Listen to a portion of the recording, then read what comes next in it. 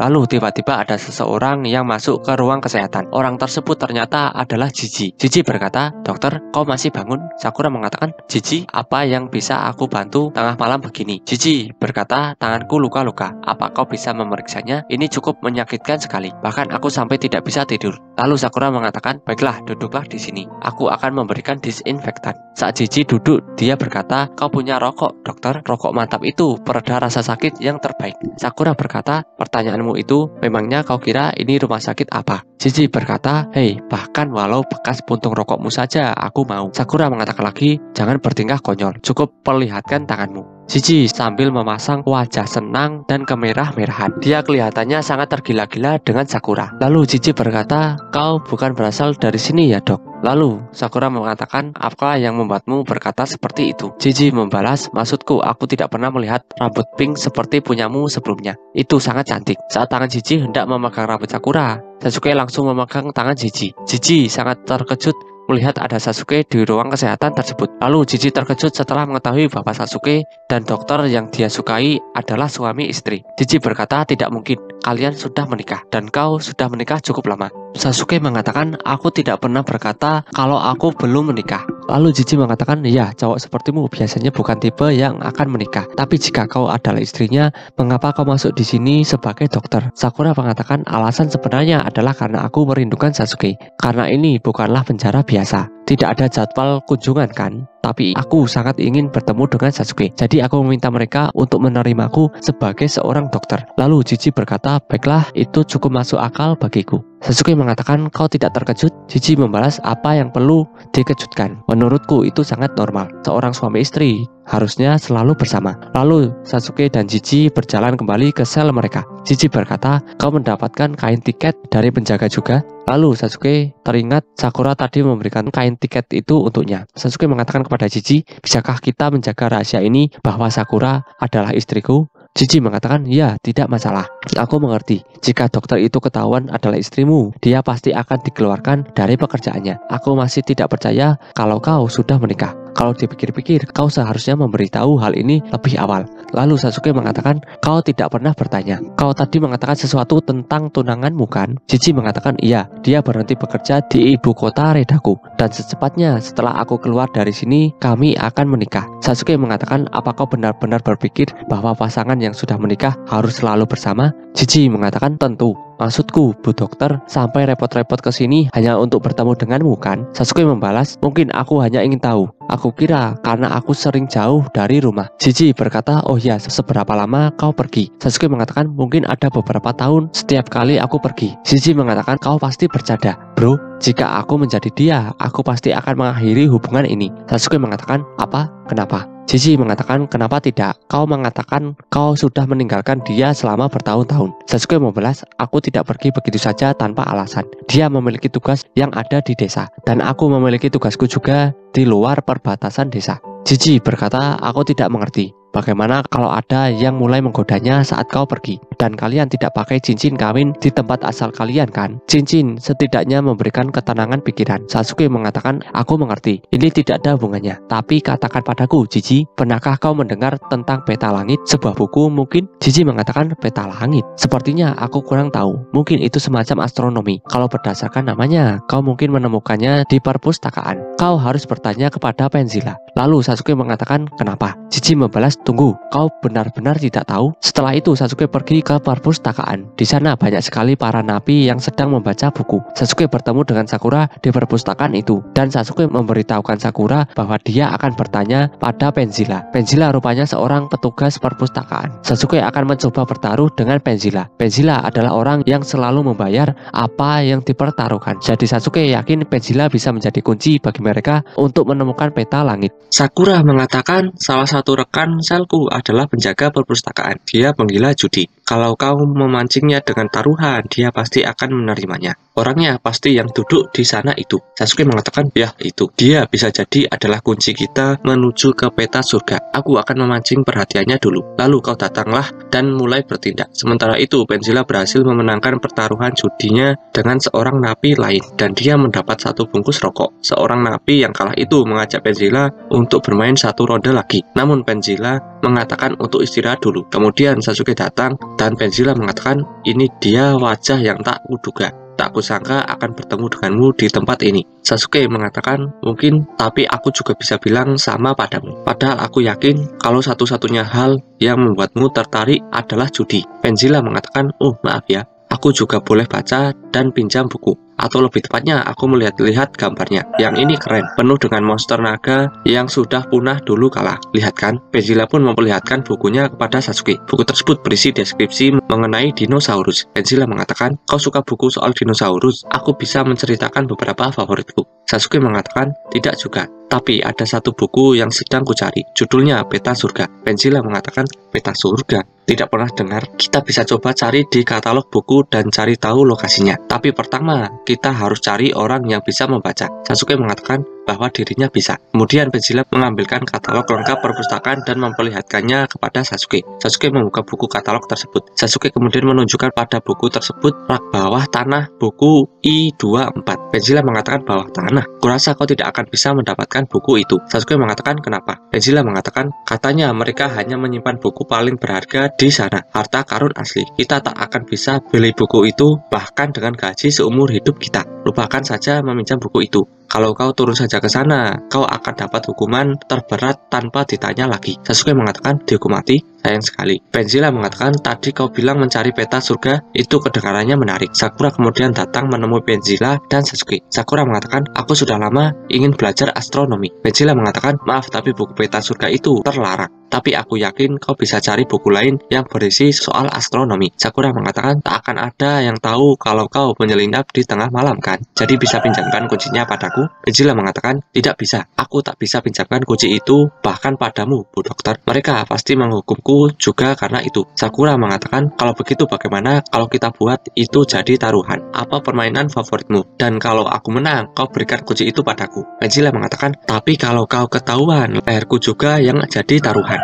Sakura mengatakan, para menjaga tak sering ke bawah sana kan? Aku akan pergi malam hari. Baca sebentar, lalu langsung kembalikan padamu. Aku janji. Pendzilla pun setuju dan dia mengajak Sakura untuk bermain Starlines. Sakura dan Sasuke tidak mengetahui apa itu Starlines. Pendzilla menjelaskan, ini salah satu permainan standar kami di observatorium ini. Tujuannya adalah membuat susunan kartu yang berbeda memakai set kartu dari 12 kartu. Beberapa bulan yang lalu, orang yang membereskan bagian rak menemukan set kartu dan aturannya, seperti hadiah dari surga. Pendzilla lalu mengambil kartu yang sudah tidak terpakai dari orang yang sedang bermain. Pendzilla lanjut menjelaskan, sebuah deck memiliki total 60 kartu, 12 gambar yang berbeda, masing-masing 5 pasang. Tiap pemain mulai dengan 6 kartu, jadi sama seperti poker. Kau bertukar kartu berharap membuat susunan untuk bisa menang. Salah satu napi yang sedang bermain telah kalah. Sekarang giliran Pendzilla dan Sakura yang bermain. Pendzilla memperlihatkan kepada Sakura mengenai susunan kartu yang bisa dibuat. Pendzilla menyuruh napi yang baru saja bermain untuk memberikan ruang kepadanya. Sasuke mengatakan kepada Sakura, Sakura, saat kau berpura-pura bermain melawannya, aku akan cari saat yang tepat untuk memakai genjutsu. Sakura mengatakan bahwa itu tidak perlu, karena itu artinya curang. Sasuke kebingungan dengan Sakura. Sakura mengatakan, aku bukan murid terbaik Nona Tsunade dijulukan saja, tapi Tsunade kan payah sekali kalau berjudi. Sakura pun mengajak Pendzilla untuk memulai permainannya. Pendzilla mengatakan, ayolah, pemula sepertimu sebaiknya bawa terus saja daftar susunan itu saat main. Sakura mengatakan, aku sudah menghafal. Sakura pun melepaskan jas dokternya dan mengajak Pendzilla memulai permainannya. Pendzilla merasa jika Bu Dokter tidak biasanya memberi aura macam ini. Sakura dan Pendzilla pun mulai bermain kartu. Sakura dan Pendzilla bermain 5 kali dan 5 kalinya seri. Sakura menanyakan kepada Pendzilla, apa kau mau teruskan? Pendzilla mengatakan, tidak, anggap saja kau menang. Pendzilla pun memberikan kunci ke rak bawah tanah kepada Sakura. Tapi setelah selesai, Pendzilla menyuruh untuk cepat mengembalikannya. Sakura mengatakan, tentu saja, terima kasih, tapi aku harus peringatkan, hanya karena kau mencari buku yang ada di katalog, tidak menjamin kau akan menemukan rak tempatnya di bawah sana. Sakura mengatakan, kenapa begitu? Pendzilla mengatakan, saat mereka memperbaiki observatorium, pihak istana yang bertugas menjaga koleksi itu, dan saat itu banyak buku yang hilang. sangat menyesalkan ya. Para orang istana itu tak tahu harta macam apa yang mereka bawa itu. Pokoknya sekarang kau sudah tahu, aku tak akan berharap. Terima kasih. Sakura pun membawa kuncinya. Saat berjalan bersama Sasuke menuju perpustakaan, Sakura mengatakan kepada Sasuke, apa Jiji tidur nyenyak malam ini? Sasuke mengatakan, saat aku pergi, iya. Memang kenapa? Sakura mengatakan belakangan ini dia punya banyak masalah dan harus sering ke ruang perawatan. Walau mungkin dia hanya ingin bolos kerja. Sasuke mengatakan dia bohong. Orang itu sehat walafiat. Sakura mengatakan kenapa? Sasuke kemudian mengingat perkataan Jiji bahwa bagaimana kalau ada yang datang merayunya saat kau pergi. Setelah mengingat perkataan Jiji, Sasuke pun memakaikan cincin kepada Sakura dan mengatakan pakailah itu. Sakura mengetahui kalau Sasuke membuat cincin ini dengan menggunakan jutsu Doton. Sakura pun berterima kasih. Pipi Sakura kemerah-merahan. Sasuke lalu membuka gembok pintunya menggunakan kunci dan mengatakan kepada Sakura, jadi saat kau bermain Star Lines dengan Bezilla tadi, bagaimana kau bisa melakukannya? Sakura mengatakan, itu aku tidak curang. Sungguh, yang kulakukan itu butuh usaha mengingat. Kartu itu sudah lusuh, jadi pasti usianya sudah sangat tua. Tiap kartu memiliki goresan dan lekukan masing-masing. Jadi aku menghafalkan semuanya dengan pura-pura memeriksa gambar di depannya. 60 kartu semuanya. Awalnya agak sulit, karena aku masih belum hafal semuanya. Itu trik yang kupelajari setelah berlatih dengan Nona Tsunade. Kau tahu,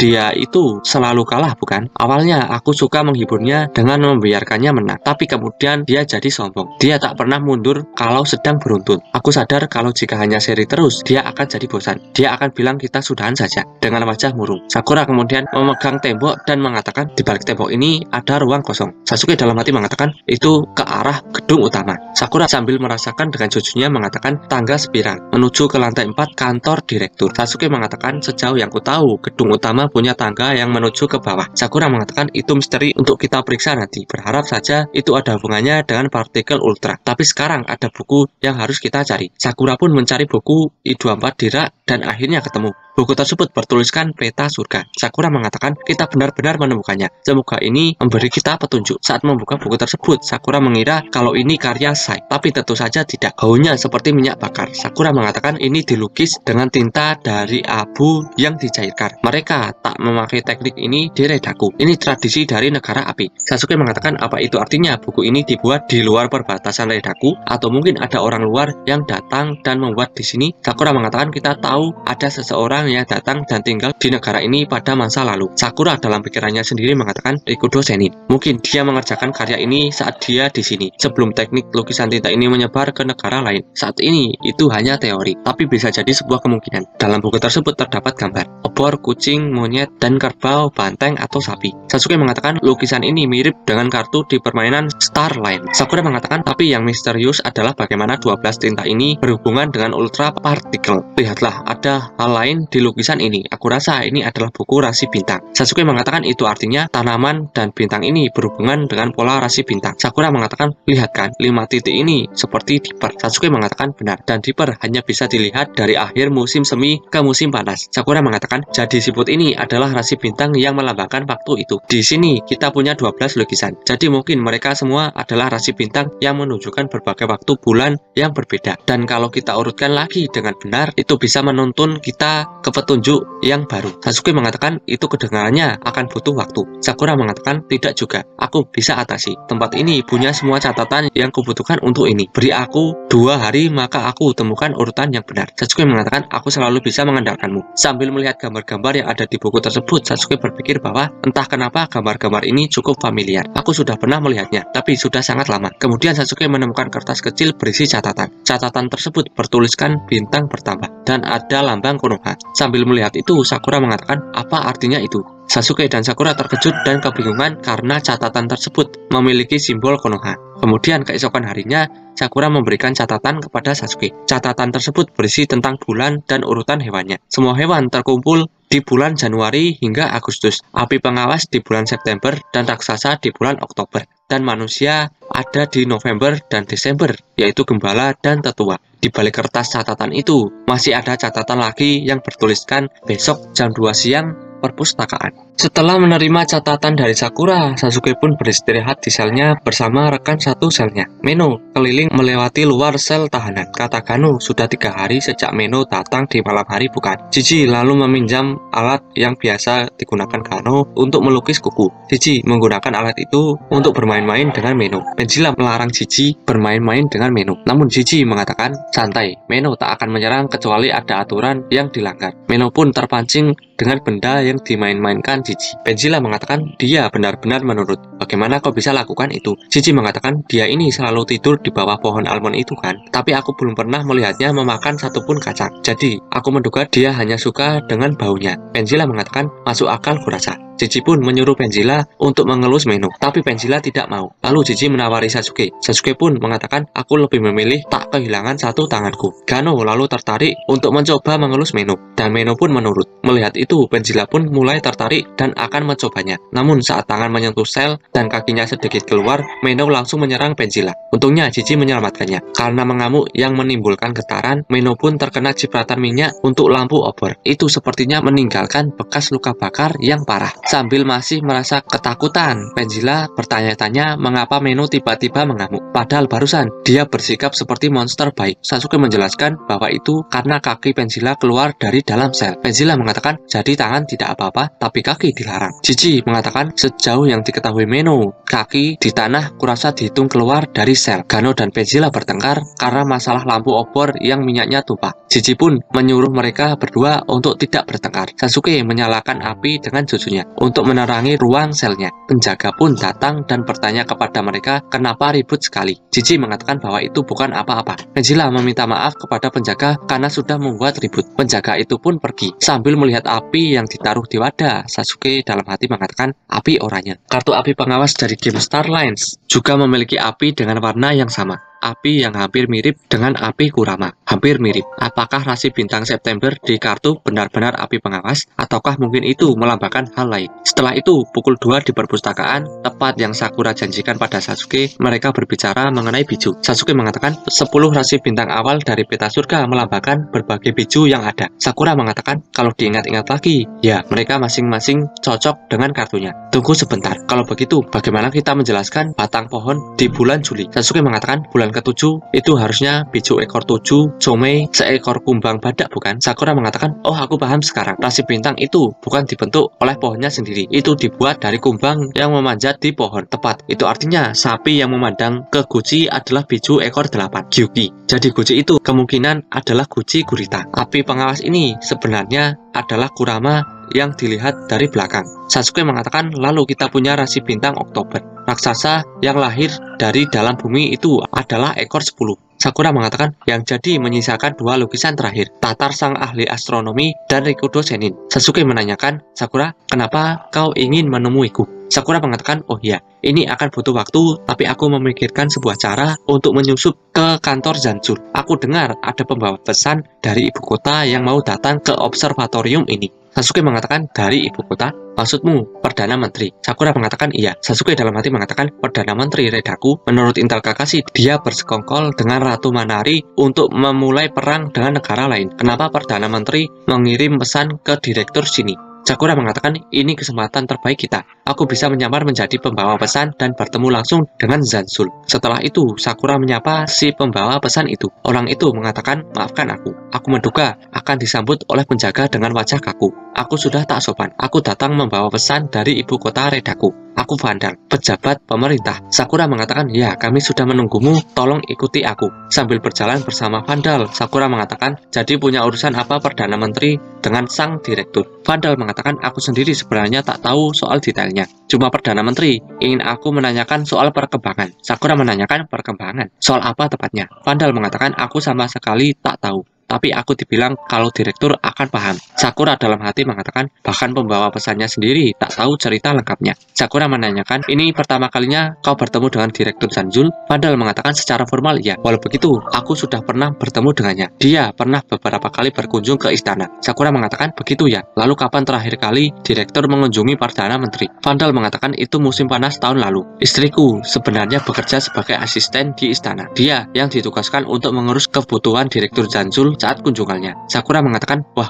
sungguh kehormatan yang besar. Mereka berdua pun sampai di tempat tujuan. Ternyata ruang itu bukanlah ruangan Zanzul. Sakura menipu vandal dan membuat dia pingsan, supaya Sakura bisa menyamar menjadi vandal. Setelah menyamar menjadi vandal, Sakura menyuruh Sasuke untuk ikutan menyamar. Sakura mengatakan akan lebih baik kalau kita berdua menyamar, bukan? Sambil memegang tongkat yang dibawa vandal, Sakura mengatakan, kurasa kau bisa berubah menjadi ini. Benda mati agak sulit, tapi kau pasti bisa. Sasuke pun berubah menjadi tongkat itu dengan sempurna. Sakura menyamar menjadi vandal, pergi ke ruangan Zanzul bersama penjaga. Sakura dan Sasuke yang sedang menyamar pun masuk ke ruangan Zanzul. Zanzul mengatakan, baik sekali kau sudah jauh-jauh datang ke sini. Sakura mengatakan, tak apa, itu bukan masalah. Zanzul menyuruh vandal palsu untuk duduk. Zanzul mengatakan, apa Perdana Menteri sehat? Sudah setengah tahun sejak kami bertemu. Sakura yang menyamar menjadi vandal mengatakan, ya, dia sehat-sehat saja. Begitu juga Ratu Manari. Zanzul mengatakan, senang mendengarnya. Kurasa dia sudah mulai terbiasa dengan tugas formalnya. Kemudian sambil melihat keluar, Sakura mengatakan, lihat, itu sepertinya mulai hujan. Zanzul berjalan melihat keluar jendela. Sakura melemparkan tongkatnya ke salah satu ruangan Zanzul. Saat melihat keluar jendela, Zanzul mengatakan, hujan, setetes air pun tidak ada. Kau pasti berhayal. Sakura yang menyamar menjadi vandal mengatakan, aku pasti lelah setelah perjalanan ke sini. Zanzul mengatakan, aku maklumi. Kebetulan aku dengar kekurangan air di ibu kota cukup parah. Sakura mengatakan, iya benar, walau kami masih belum begitu merasakannya. Karena istana adalah yang pertama kali akan menerima makanan dan air. Zanzul mengatakan,